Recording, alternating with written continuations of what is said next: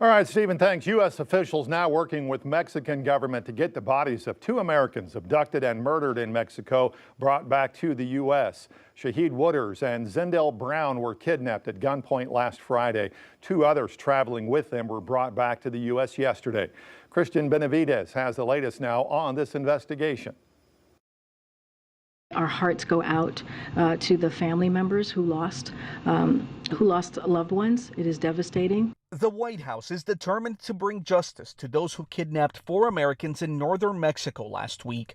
2 were killed. This is clearly a priority for us, and we want to get to the bottom of this. The terrifying ordeal unfolded last Friday when 4 friends, Latavia McGee, Eric Williams, Zindell Brown, and Shahid Woodard, were abducted after crossing the border into Mexico from Brownsville, Texas. A U.S. law enforcement source told CBS News investigators believe the Gulf Cartel was responsible for the attack, though it's still unclear why they were taken at gunpoint. Mexican officials believe the abductees were moved several times before being found at a stash house near Matamoros. McGee and Williams, who was shot in the leg, were returned to the U.S. in an ambulance Tuesday. Williams is recovering from surgery at Valley Regional Medical Center in Brownsville, Texas. One of McGee's family members told CBS News the group was traveling from South Carolina so she could undergo a cosmetic procedure, and said McGee had been to the region before for similar reasons. It's not uncommon for Americans to travel to Mexico for medical procedures.